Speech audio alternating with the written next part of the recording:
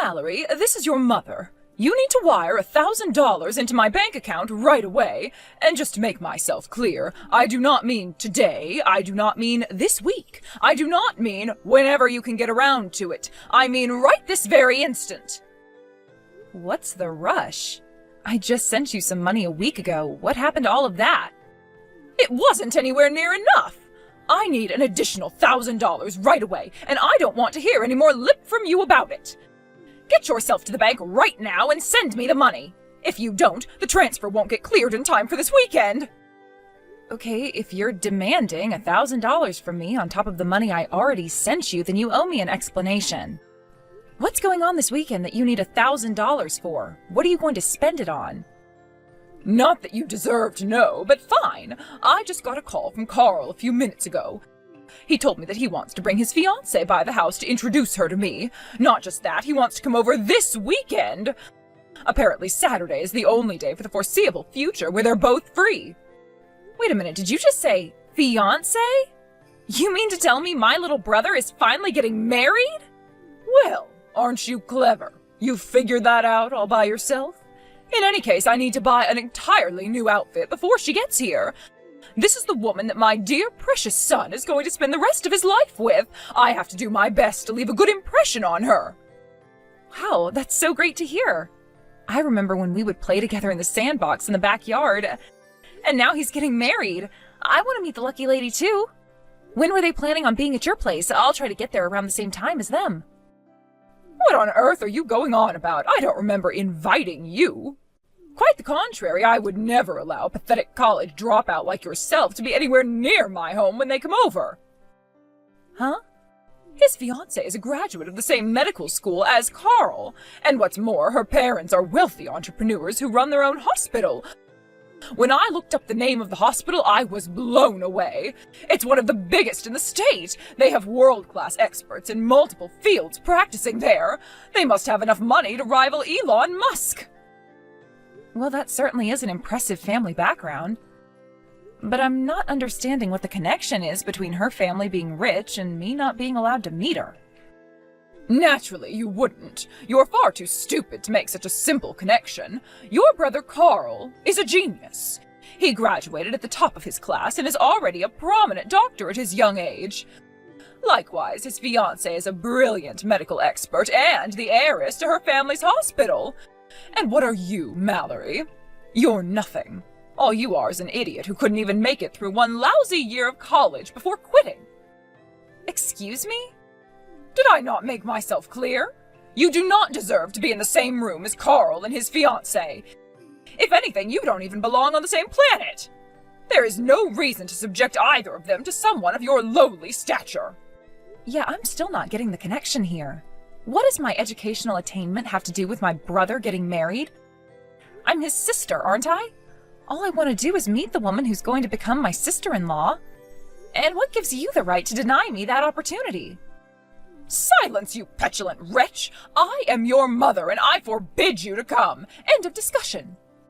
Now stop wasting my time with your immature antics and rush down to the bank. You need to send me $1,000 before they close.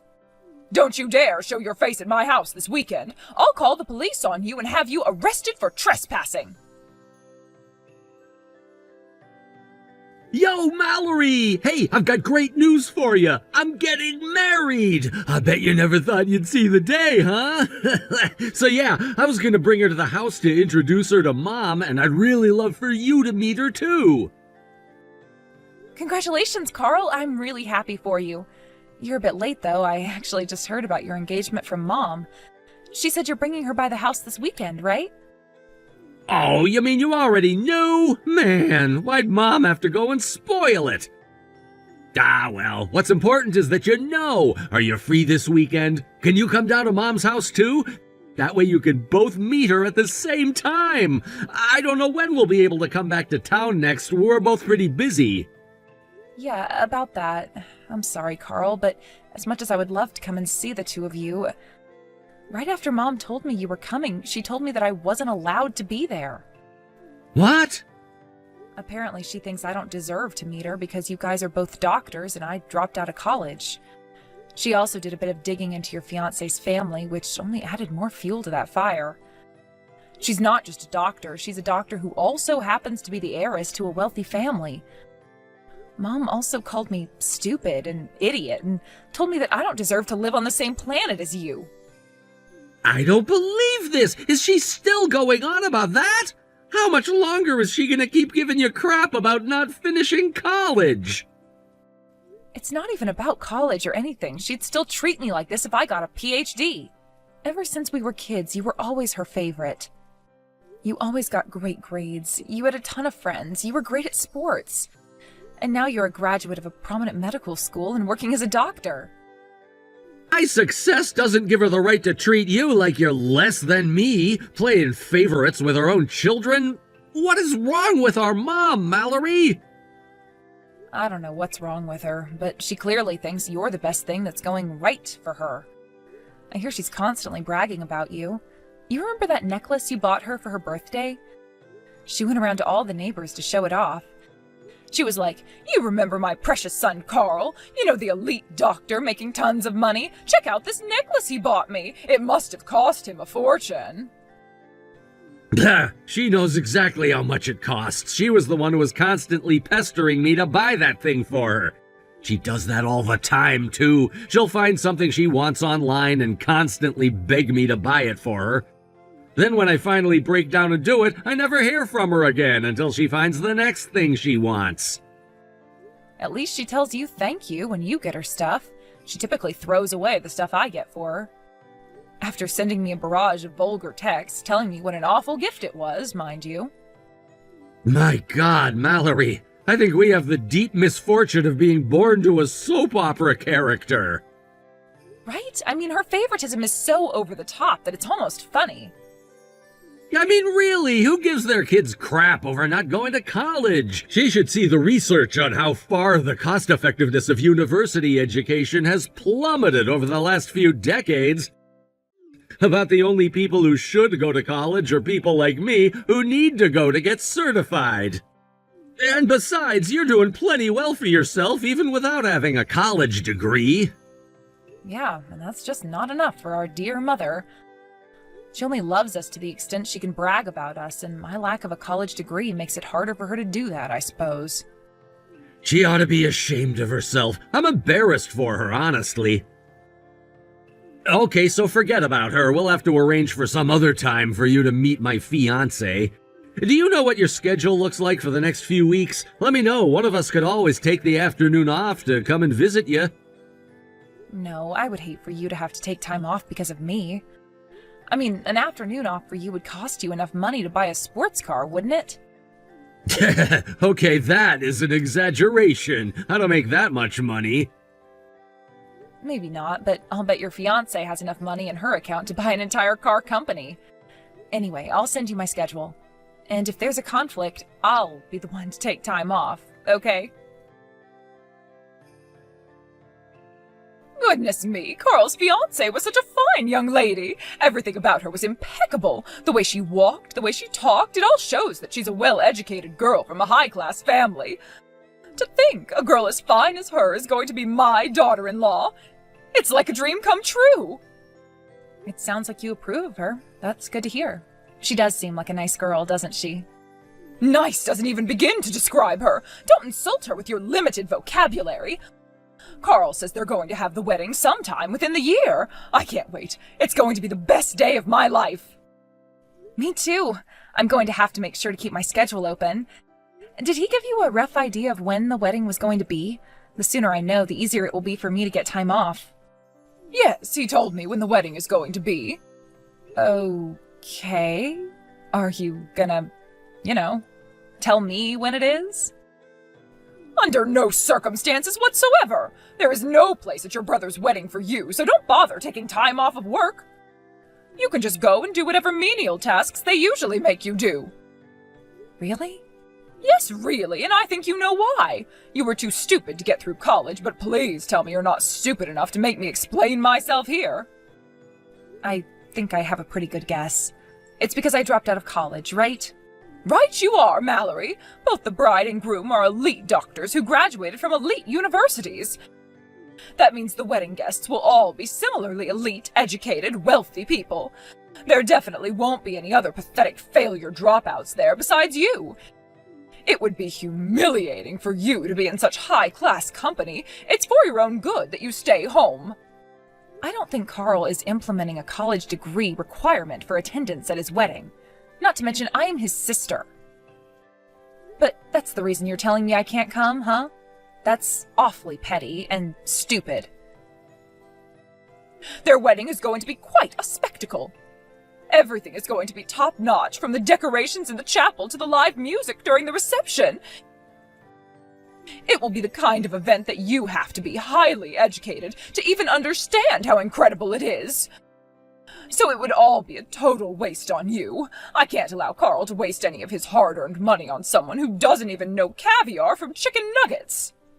Whatever, I give up. You won't tell me the date for the wedding? Fine.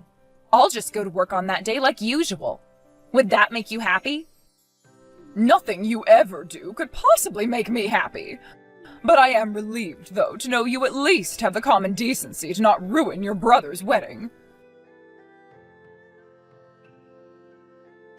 Mallory, are you there? I have a question for you. What do you want, Mom? What are your plans for tomorrow? Tomorrow? I'm gonna go into the office tomorrow, actually. It's a really busy time of year for us. Basically, everyone's putting in extra hours. Excellent! Excellent? Why? If you're going to be at work, that means you won't be able to sneak your way into the wedding. Huh? Don't tell me you forgot. Tomorrow is Carl's wedding. I know I told you not to come, but I thought for sure you'd try some underhanded way of coming against my wishes. I just wanted to make sure you were still planning to obey my orders. Yes, Mother dearest, as I told you before, I am not going to the wedding tomorrow. What did you think, I was lying to you about working? I wouldn't put it past you. You were oddly compliant when I told you not to come to Carl's wedding. I expected you to throw a tantrum like a spoiled little brat, but you simply gave in immediately. You can't blame me for being suspicious. I'm kind of done fighting with you anymore, Mom. There's no point in it. No matter what I say or do, you'll always look down on me because I dropped out of college. Meanwhile, you've showered Carl with love and affection for as long as I can remember. So yeah, I'm not going to waste my breath on you anymore. You're free to think of me as you wish. I don't need your permission to see you for what you are. Now, I'm only going to tell you this one more time, so pay attention. You are not welcome at your brother's wedding tomorrow. Enjoy your menial, unskilled labor. Tomorrow? What are you talking about? My wedding was yesterday. What? So you can stop obsessively telling Mallory not to come to my wedding tomorrow, because my wedding isn't tomorrow, it was yesterday. The wedding was yesterday? Wait, why are you saying my wedding? This isn't Mallory, is it? Who are you? Oh, sorry about that. I didn't mean to startle you. It's me, Mom, your pride and joy, Carl. I happened to drop by Mallory's place just now and saw that you were talking by text, so I thought I'd borrow her phone for a moment. Is it really you, Carl? What are you doing at Mallory's house? I wanted to thank her for all her hard work in putting together the wedding yesterday. Thanks to her, we had the best wedding we could have possibly asked for. So I came by with a little gift to show my appreciation. Carl, I don't understand. What do you mean the wedding was yesterday? That's impossible. Your wedding is tomorrow. Sorry, Mom. The truth is, I need to apologize. I told you the wedding was tomorrow, but that was a lie. A lie? You lied to me? I did, Mom. The wedding was yesterday. I thought about it for a long time and decided that I didn't want you at the wedding. So I made a fake invitation just for you with the wrong date on it. No, that can't be. What are you thinking, Carl? I am your mother. You can't have a wedding without the mother of the groom. Why would you do such a terrible thing to me? It's simple. I wanted Mallory to come, but you were bound and determined to keep her away. I thought about just ignoring you and inviting her anyway, but I didn't want to have to deal with the chaos that could cause at our wedding. So, I had a choice to make. Have my mother at my wedding or have my sister at my wedding. Couldn't choose both of you, and so I chose Mallory. That's ridiculous! Why wouldn't you choose me over her? Who was it who raised you, Mallory did. That's why I invited her and not you. What? I know it couldn't have been easy for you being a single mother and all. But even still, you were always so caught up in work and everything else you wanted to do that you never paid any attention to us at all. Anytime you did talk to us, it was typically to complain about the fact that we even existed. You'd be like, if it weren't for you two, my life would be so much easier. Did I say that? Yeah, all the time. And whenever you got like that, the only person who was there to cheer me up was Mallory. She always had to take charge of things around the house while you were away at work or the bar.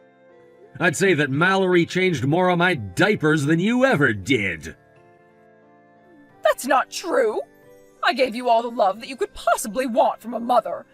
Especially you, Carl. I loved you more than anyone else in the entire world. Love? That wasn't love. You treated me like some kind of a trophy. Only problem was you didn't earn me. I don't understand. You only started bragging to your friends about me after I started doing well in school. I'm pretty sure the first time you ever said the words "I love you" to me was after I got the best score in the class on a test in middle school. After that, you pulled out all the stops to spoil me. Up until then, it was nothing but, why did I have to get stuck with you two brats? And I wish I had never married that jerk and had you two. It was quite the change in attitude, and practically overnight.